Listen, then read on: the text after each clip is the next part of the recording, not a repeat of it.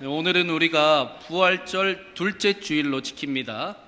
부활주일이 한 번만 있는 줄 알았는데 부활절 둘째 주일도 있고 셋째 주일도 있고 넷째 주일도 있고 다섯째 주일도 있고 일곱째 주일까지 있습니다. 오순절에 성령이 임하실 때까지 부활주일로 지킵니다. 부활의 감격을 우리에게 깊이 새기고 부활하신 주님과 함께 살아가는 훈련을, 신앙의 여정을 우리에게 안내하고 있습니다. 제자들도 마찬가지였습니다.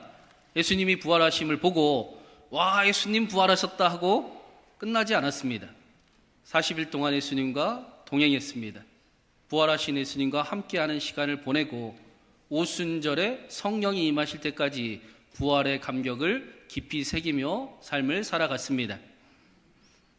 우리는 우리 인생의 가장 뜨거운 고난주간을, 사순절을 보내고 또 우리의 가장 소중한 부활절을 기도하며 맞이했습니다. 우리가 기도한 대로 하나님께서 우리의 모든 할 수 있는 것을 다해 우리의 열심과 우리의 온 힘과 우리의 정성과 모든 악기를 통해 하나님께 기쁘게 예배드리게 하셨고 하나님이 기뻐 받으셨습니다.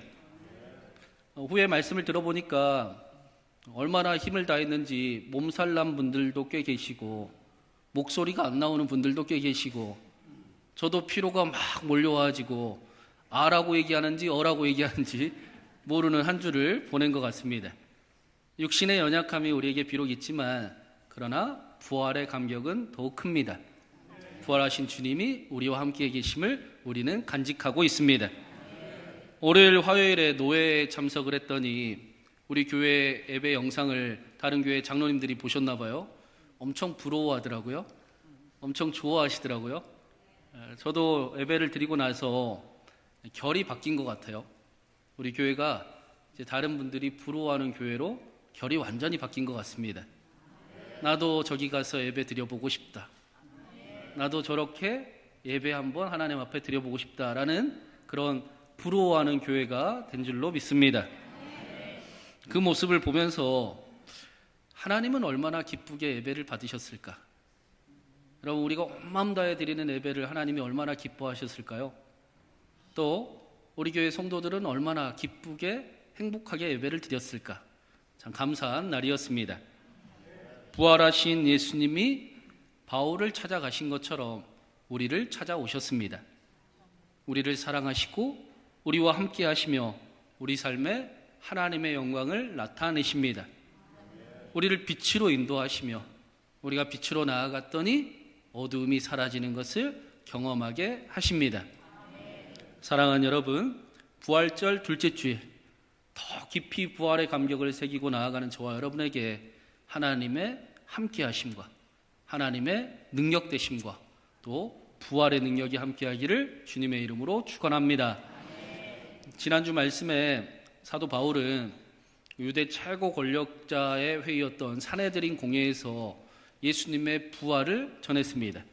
그 일로 인해서 사두개인과 바리새인 두 사이에 분쟁이 일어났다, 싸움이 일어났다라고 말씀을 합니다.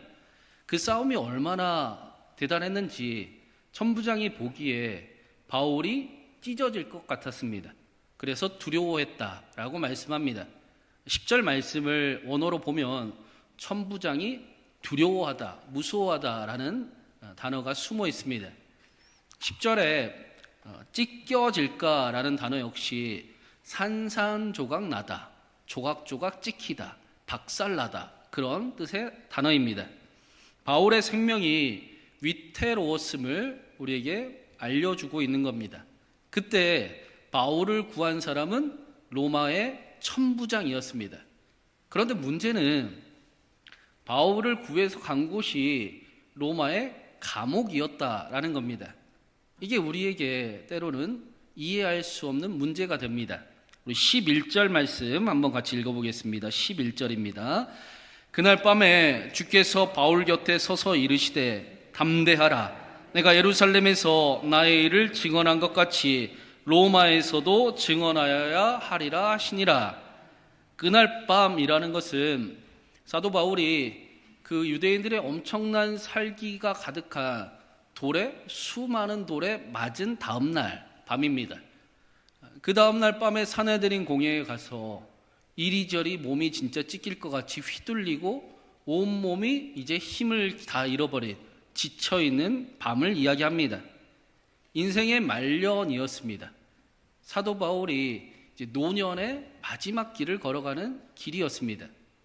인생의 말년을 지나가고 있는 바울이 그 수많은 돌에 얻어맞고 또 사람들에게 이리저리 휘둘리고 옷이 다 찢기고 자신도 찢겨질까 생명의 위협을 느끼고 이제는 힘이 남아있는 힘이 없어서 다 지쳐버린 그날 밤, 사도 바울이 따뜻한 대접을 받는 방이 아니라 차디찬 감옥 방에 잠을 청했다라고 말씀합니다. 그날 밤입니다. 당시 바울의 입장에서 본다면 얼마나 외롭고 얼마나 고독하고 얼마나 절망이 있었을까, 마음이 얼마나 힘이 들었을까라는 생각을 해보게 됩니다. 하나님을 위해 온 마음을 다했던 사도 바울이었습니다. 범사의 양심을 따라 하나님을 섬겼습니다. 하나님을 위해서라면 누구보다 열심히 살았습니다. 예수님을 만난 이후로는 자신의 전부를 내어주기를 원하는 예수님께 드리는 삶을 살았습니다. 성공할 수도 있었고 세상으로 보기에 높은 지위에 오를 수 있는 충분한 모든 것이 갖추어져 있었지만 그런 것들을 배설물로 여기고 나는 오직 예수님을 위해 살겠습니다 라고 했던 사도 바울입니다. 그런데 지금 자신의 처지는 너무 초라해 보입니다. 노년의 나이에 차디찬 감옥에 밤을 맞이하고 있습니다.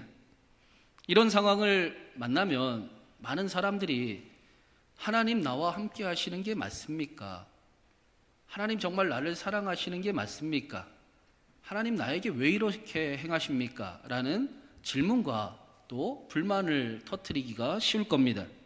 그런데 오히려 그날 밤에 사도 바울은 내가 그 밤에 차디찬 감옥에서 예수님과 함께하고 있었다라고 고백합니다. 그 예수님이 내 곁에 서 계실 뿐 아니라 나에게 담대하라.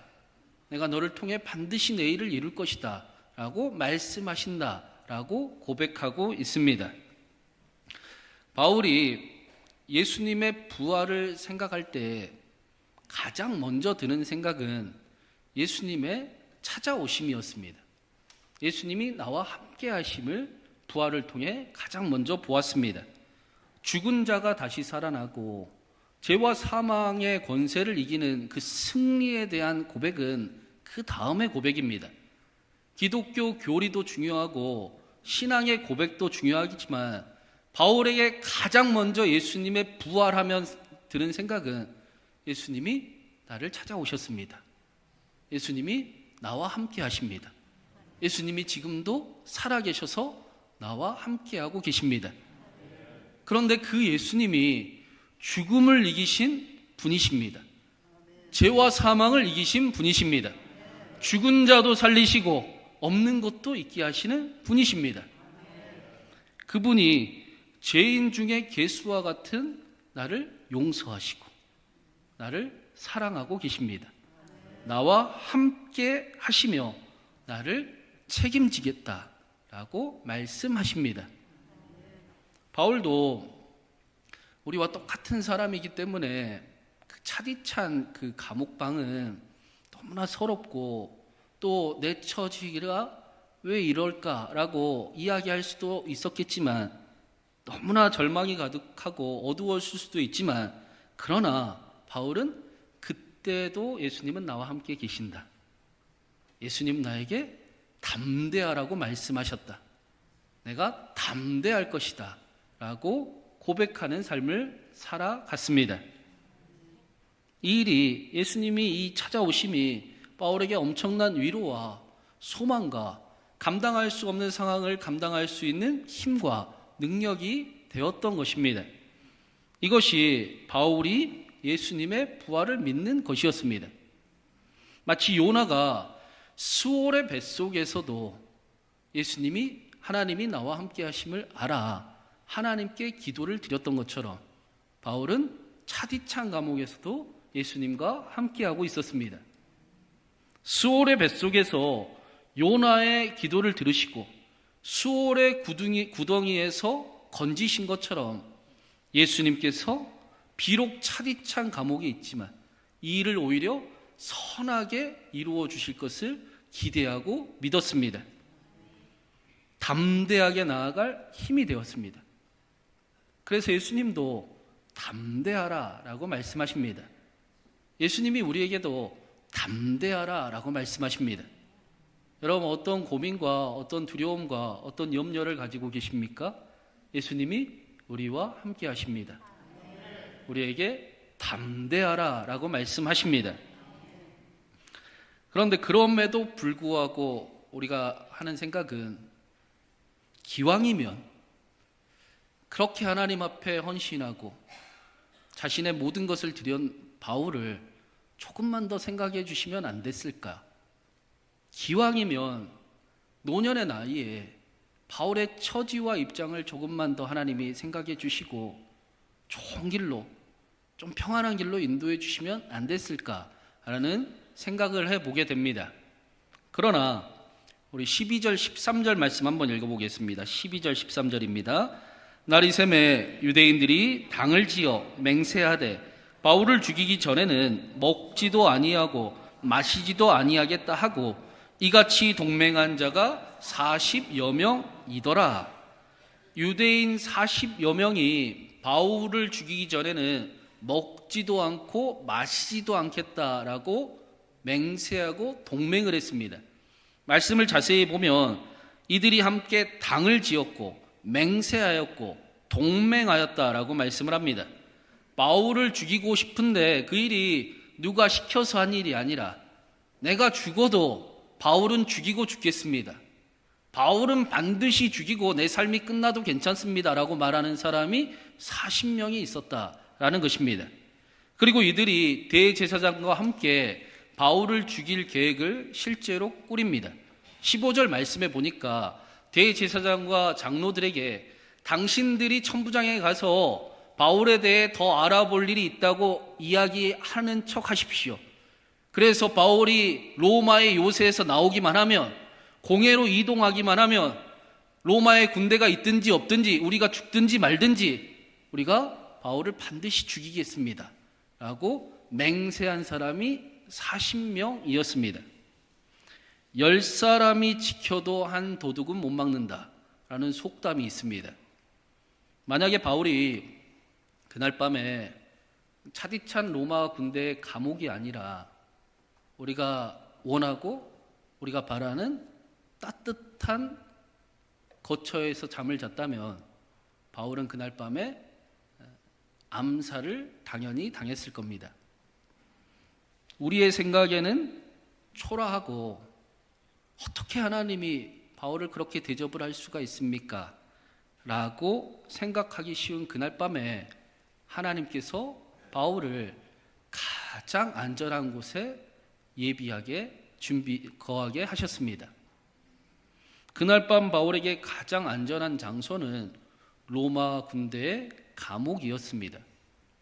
바울이 노년에 차디찬 감옥에 있었던 것은 하나님이 바울을 사랑하지 않으심도 아니고 하나님이 바울을 잊어버리심도 아니고 하나님이 바울과 함께하지 않으심도 아니고 오히려 바울과 하나님이 함께하시기에 바울을 사랑하시기에 바울을 보호하기 위해 로마 감옥에 있게 하셨습니다.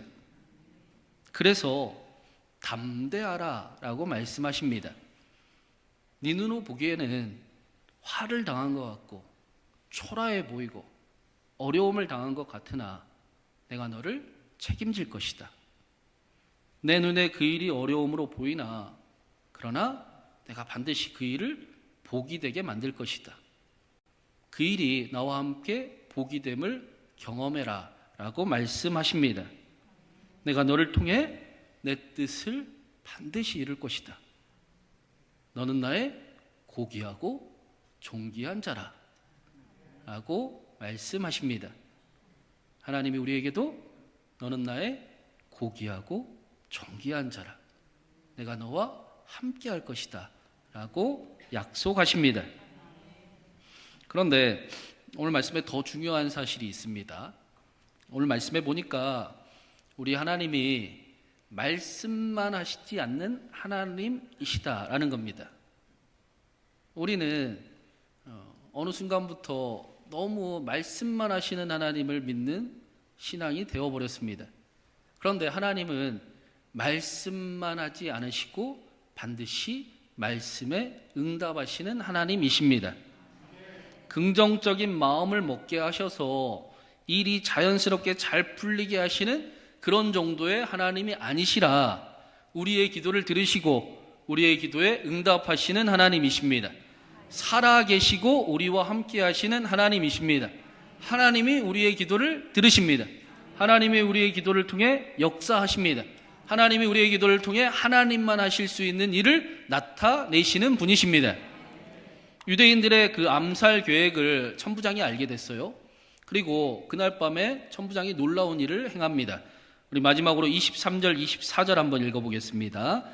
백부장 둘을 불러 이르되 제3시에 가이사랴까지 갈 보병 200명과 기병 70명과 창병 200명을 준비하라 하고 또 바울을 태워 총독 벨리스에게로 무사히 보내기 위하여 짐승을 준비하라 명하며 밤 제3시에는 우리나라 시간으로 9시입니다. 당시에는 빛도 없었고 또 해가 진 다음이기 때문에 모두가 잠이 들 시간, 한밤중입니다. 제3시, 9시가 그런 시간입니다. 그 시간에 천부장이 백부장에게 이야기하기를 보병 200명과 기병 200명과 창병 200명을 준비하라 라고 명했습니다. 모두가 잠들 그 시간에 한밤중에 바울 한 사람을 위해서 유대인 40명으로부터 바울 한 사람을 지키기 위해 로마 군대 470명이 경호하게 된 것입니다. 이 일에 대해 바울이 단 한마디도 하지 않았습니다.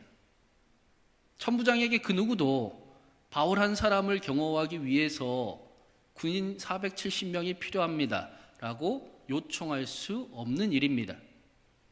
더욱이 한밤중이에요. 밤이 늦어서 그냥 내일 이야기합시다 라고 충분히 핑계댈 수 있는 시간입니다. 그런데 예수님께서 바울에게 담대하라 하신 말씀이 말씀만으로 끝나지 않게 하셨습니다. 천부장을 통해 사람의 생각으로는 할 수 없는 일을 준비하게 하셨습니다. 예수님은 담대하라 라고 말씀만 하시는 분이 아니십니다. 담대하라 말씀하셨으면 하나님이 하실 수 있는 일, 하나님만 하실 수 있는 일을 함께 우리에게 허락하시는 분이십니다. 그 일을 오늘 말씀은 우리에게 다시 한번 보여주는 것입니다.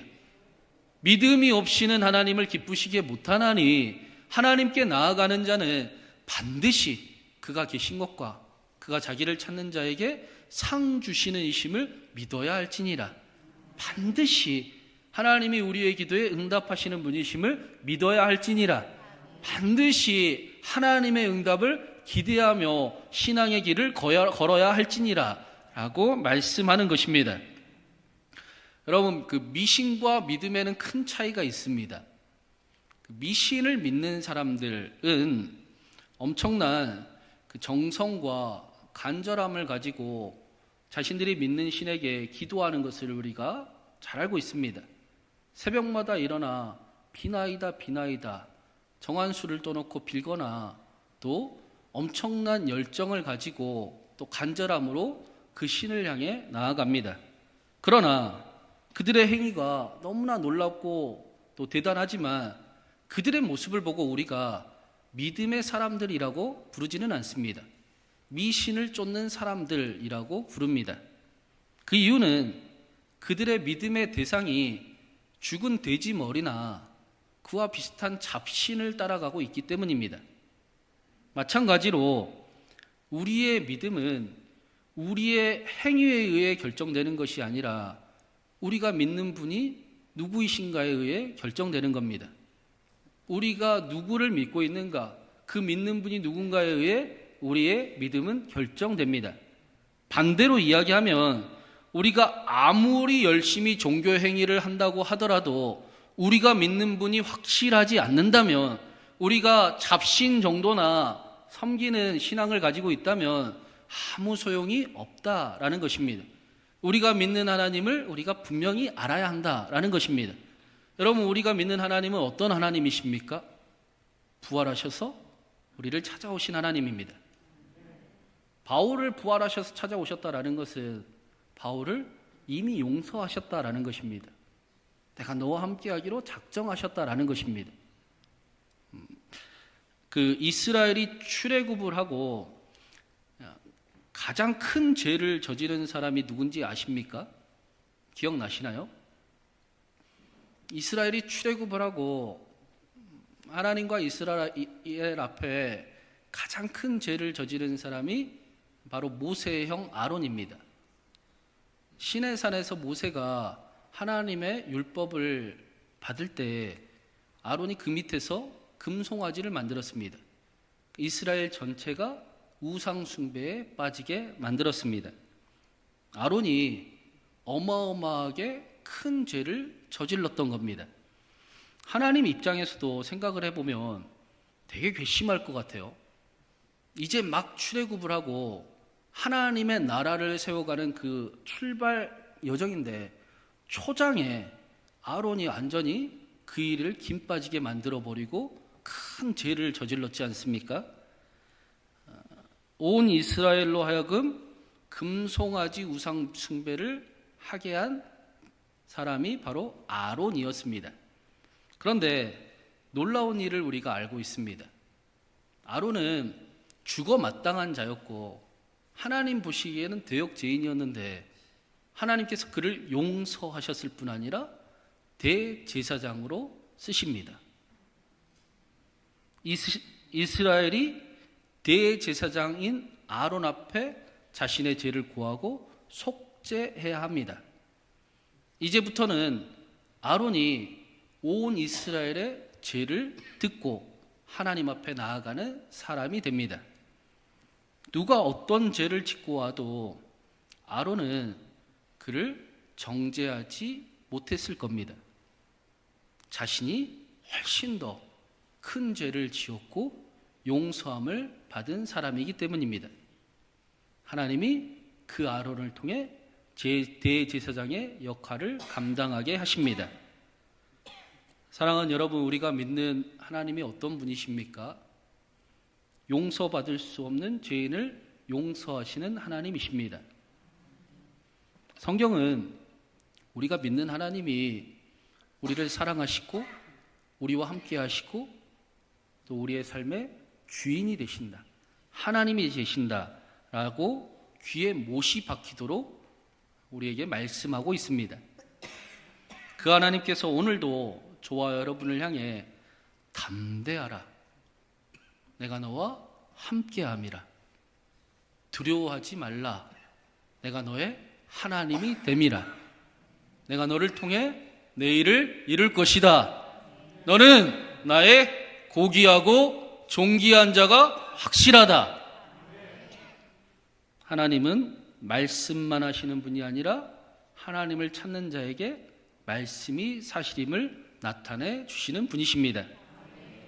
오늘도 부활하신 예수님으로 인해 힘을 얻고 담대히 나아가기를 원하는, 그래서 하나님과 함께 이제 저 문을 나가 사랑하는 가정으로 삶의 자리로 나아가는 저와 여러분을 통해서 하나님과 함께함이 능력이 되고 하나님과 함께함이 축복이 되고 하나님과 함께하는 그 삶에 하나님만 하실 수 있는 일을 나타내시는, 또 증인이 되게 하시는 놀라운 은혜가 가득하기를 주님의 이름으로 축원합니다.